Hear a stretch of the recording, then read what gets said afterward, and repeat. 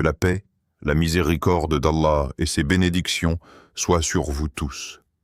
Bismillah ar-Rahman ar-Rahim. Louange à Allah, le Seigneur des mondes, le tout miséricordieux, le très miséricordieux, le souverain du jour de la rétribution. Que la paix et les bénédictions parfaites d'Allah soient sur son messager ultime, le prophète Muhammad, sur sa famille, ses nobles compagnons, et sur tous ceux qui suivent ses pas avec sincérité et excellence jusqu'au jour de la résurrection. Mes chers frères et sœurs en islam, et nos chers invités, y compris nos respectables amis chrétiens présents avec nous aujourd'hui dans cette diffusion en direct, je vous souhaite à tous une bienvenue chaleureuse. C'est un réel plaisir de passer ce moment d'apprentissage et de réflexion ensemble. Aujourd'hui, nous abordons un sujet d'une importance cruciale pour notre bien-être physique et spirituel, inspiré par une excellente question qui m'a été soumise concernant la nutrition, les interdits alimentaires et les enseignements du prophète Mohammed, que la paix et le salut d'Allah soient sur lui. Le thème qui nous rassemble aujourd'hui traite de 10 éléments ou aliments que nous devrions cesser de consommer ou éviter rigoureusement selon les principes divins de notre foi, afin de préserver notre santé physique, notre pureté spirituelle et notre sérénité mentale. En islam, la nourriture n'est pas uniquement une source de plaisir ou de carburant pour le corps. Elle constitue un lien direct entre l'homme, son créateur et sa spiritualité.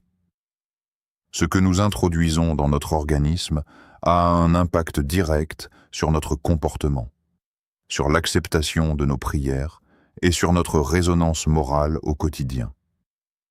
Pour commencer notre voyage spirituel et diététique, posons d'abord les fondements scripturaires qui régissent l'alimentation dans la révélation islamique. Allah le Très-Haut s'adresse à l'humanité entière dans le noble Coran, dans la sourate Al-Baqarah, verset 168, en disant « Ô gens, de ce qui existe sur la terre, mangez le licite et le pur, et ne suivez pas les pas du diable, car il est pour vous un ennemi déclaré. » Et si... Ce verset est extraordinaire, car il s'adresse à tous les êtres humains, musulmans et non musulmans, croyants de toute confession. Allah associe deux notions inséparables, le licite, halal, et le pur, taïb. Un aliment ne doit pas seulement être légal sur le plan juridique. Il doit également être sain, propre, bénéfique pour le corps et exempt de toute toxicité ou injustice. Lorsque nous consommons des substances nocives ou impures, nous violons ce commandement divin et nous ouvrons la porte à des déséquilibres physiques et spirituels majeurs. Nos frères chrétiens qui étudient les textes bibliques reconnaissent également cette importance de traiter le corps comme un temple de l'esprit, une demeure qui doit être respectée et nourrie de manière saine et digne de la création divine. Nous partageons cette vision profonde que notre corps est un dépôt sacré, un amana, dont nous devrons rendre compte devant notre Créateur. Le premier élément que nous devons cesser de consommer immédiatement et de manière catégorique est le sang coulant. Allah le Tout-Puissant le mentionne explicitement dans plusieurs versets du Coran comme un interdit majeur. Dans la sourate Al-An'am, verset 145, Allah dit, 10.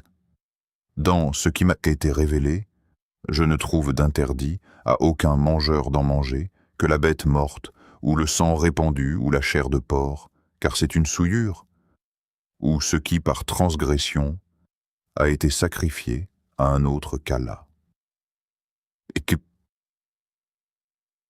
Le sang répandu ou coulant est un milieu de culture idéal pour les bactéries, les toxines et les déchets métaboliques de l'animal. En interdisant sa consommation, l'islam protège l'être humain contre d'innombrables infections et maladies transmissibles. Le prophète Muhammad, que la paix et le salut d'Allah soient sur lui, a insisté sur l'abattage rituel qui permet justement de vider l'animal de la majeure partie de son sang, garantissant ainsi une viande propre, saine et digne de la consommation humaine. Consommer du sang ou des aliments préparés à base de sang coulant est une transgression directe de ce précepte sanitaire et spirituel. Le deuxième aliment à bannir sans aucune hésitation est la viande de porc et tous ses dérivés. Comme nous venons de le lire dans le verset précédent de la sourate Al-An'am, la chair de porc est qualifiée par Allah de souillure, rajs. Le porc est un animal qui possède un système digestif très rapide, ce qui l'empêche d'éliminer efficacement les toxines accumulées dans sa nourriture, qui est souvent composée de déchets organiques. La science moderne a amplement démontré que la viande de porc contient des concentrations élevées de graisses saturées, de toxines et de parasites tenaces, comme le ténia ou la trichine, qui peuvent résister à certaines cuissons et causer de graves préjudices à la santé humaine. Cette interdiction n'est pas propre à l'islam. Nos frères juifs et de nombreux chrétiens, fidèles au texte de l'Ancien Testament, savent que le Lévitique et le Deutéronome interdisent également la consommation du porc en le qualifiant d'impur.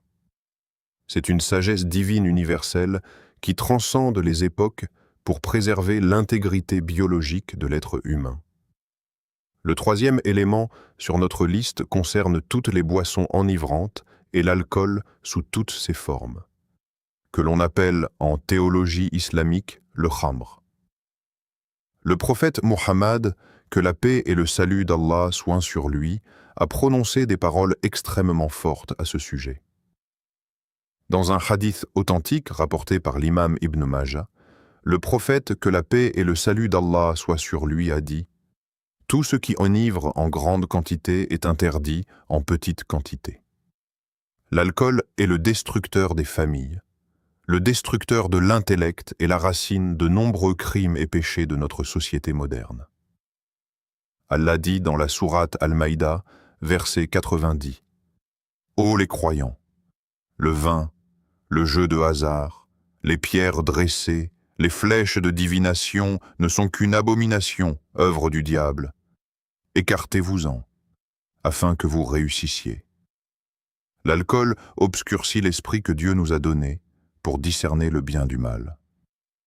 En éliminant l'alcool de notre vie, nous protégeons notre foi, notre cerveau, notre dignité et nos relations familiales. Il n'existe pas de consommation modérée acceptable lorsque la substance elle-même est une clé ouvrant la porte à tous les vices. Le quatrième aliment à bannir est la viande des animaux trouvés morts, c'est-à-dire les bêtes qui n'ont pas été abattues rituellement mais qui sont mortes de maladie, de vieillesse, d'accident ou de suffocation. Allah le Très-Haut mentionne cet interdit au tout début de la sourate Al-Maïda, verset 3. « Vous sont interdits la bête trouvée morte, le sang, la chair de porc, ce sur quoi on a invoqué un autre nom que celui d'Allah. La bête étouffée, la bête assommée ou morte d'une chute ou morte d'un coup de corne, et celle qu'une bête féroce a dévorée, sauf celle que vous égorgez avant qu'elle ne meure. » Lorsqu'un animal meurt naturellement ou par accident, son sang stagne dans ses veines, ses organes se détériorent rapidement, et les bactéries pathogènes se multiplient à une vitesse fulgurante. Manger une telle viande présente un risque d'empoisonnement mortel pour l'homme. La loi islamique protège la vie humaine en imposant que l'animal consommé soit vivant, en bonne santé au moment de l'abattage, et vidé de son sang pour garantir une pureté maximale. Le cinquième groupe d'aliments à arrêter immédiatement concerne la viande des animaux carnivores possédant des canines ou des crocs, ainsi que les oiseaux de proie munis de serres. Le prophète Muhammad, que la paix et le salut d'Allah soient sur lui, a clairement formulé cette interdiction dans un hadith authentique rapporté par l'imam Muslim, Le messager d'Allah, que la paix et le salut d'Allah soient sur lui, a interdit la consommation de tout animal sauvage muni de canines et de tout oiseau muni de serres. Cela inclut les lions, les tigres, les loups, les chiens, ainsi que les aigles, les faucons et les vautours. Ces animaux se nourrissent d'autres animaux, souvent de charognes, et développent un comportement agressif et des caractéristiques physiologiques adaptées à la prédation sauvage. L'islam enseigne que la nature de la nourriture que nous consommons influence notre propre comportement et notre tempérament. En évitant la chair de ces prédateurs, nous préservons la douceur, la bienveillance et l'équilibre moral de notre âme, tout en évitant les agents pathogènes spécifiques liés au régime carnivore de ces bêtes. Avant de poursuivre l'analyse détaillée des 5 autres éléments essentiels de notre liste, de plonger dans des notions aussi cruciales que le gain illicite ou les dangers des excès, je voudrais m'adresser à vous tous qui suivez ce live avec tant de dévouement et d'attention constructive. Si vous appréciez ces explications claires, basées sur les textes sacrés et la science, et si ce rappel vous aide à cheminer vers une meilleure version de vous-même, je vous invite de tout cœur à soutenir ce travail. Prenez quelques secondes pour vous abonner à notre chaîne d'enseignement, à aimer ce direct, à le partager activement autour de vous, avec vos proches, vos voisins et vos amis, pour diffuser la sagesse prophétique. Et j'aimerais vous demander à tous, en signe de fraternité et de gratitude envers notre Créateur, d'écrire maintenant dans l'espace des commentaires la phrase puissante « Allah Akbar ». Dieu est le plus grand, que le Très-Haut vous accorde ses bénédictions pour votre soutien constant et votre présence lumineuse parmi nous.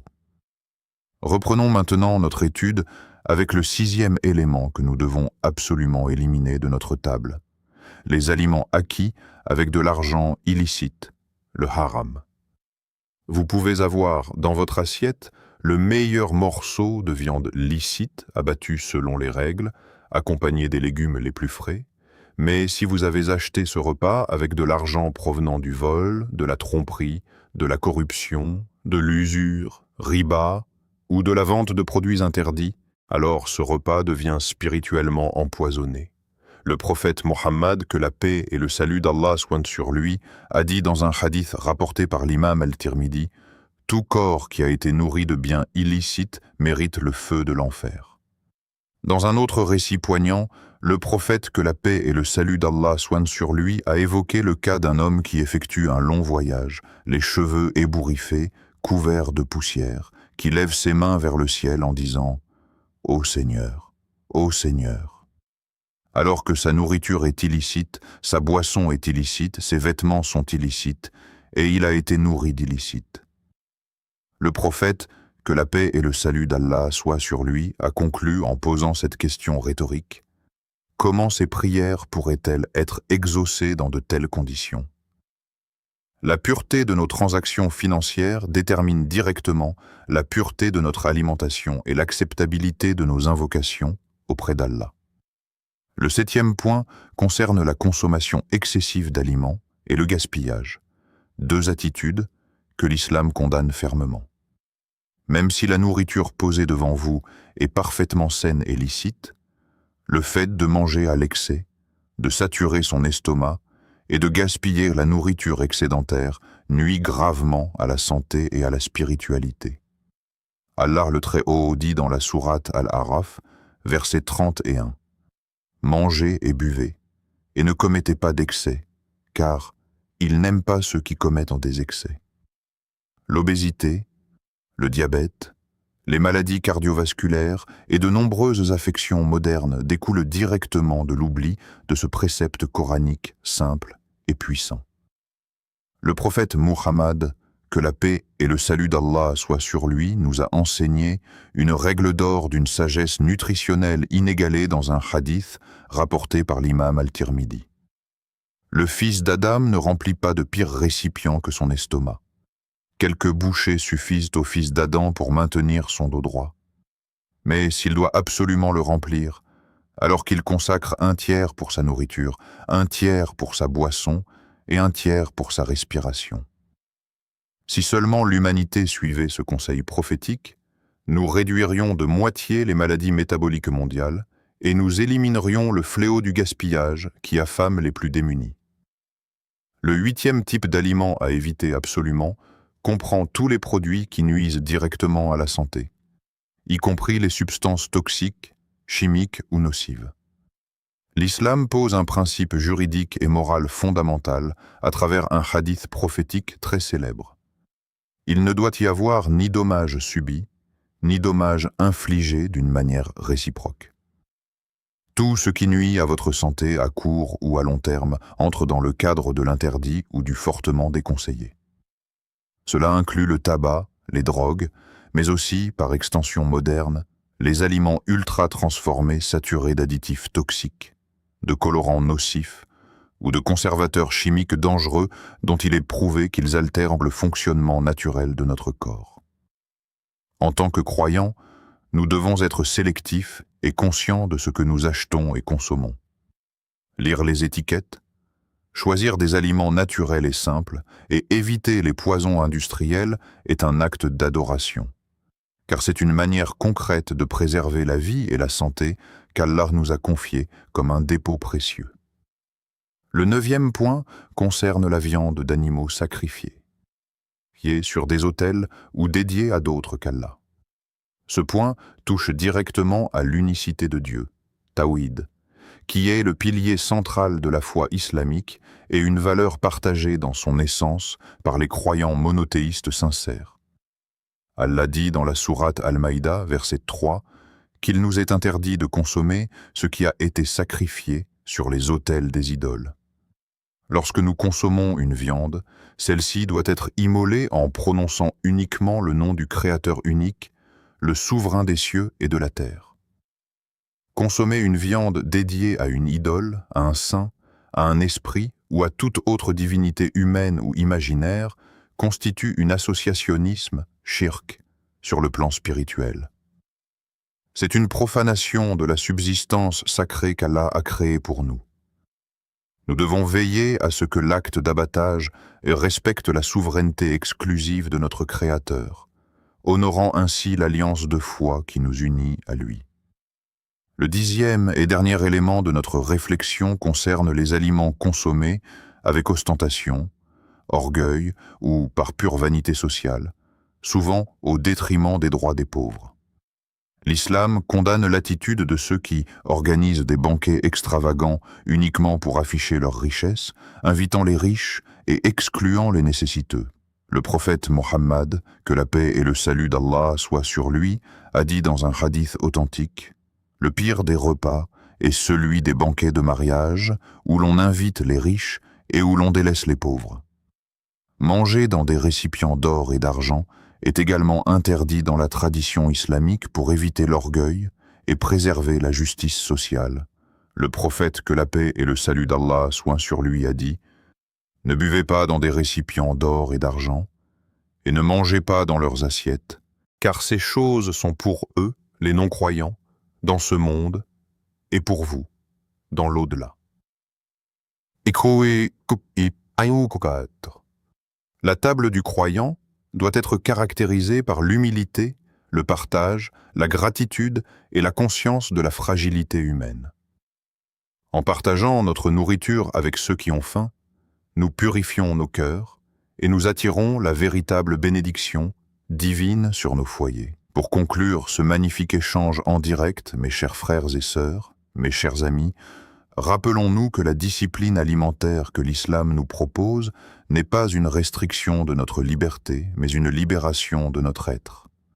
En contrôlant nos appétits, en sélectionnant avec soin des aliments licites et purs, et en évitant les poisons physiques et spirituels, nous élevons notre âme au-dessus de la simple animalité. Nous démontrons notre respect envers le Créateur qui nous a façonnés avec tant de perfection.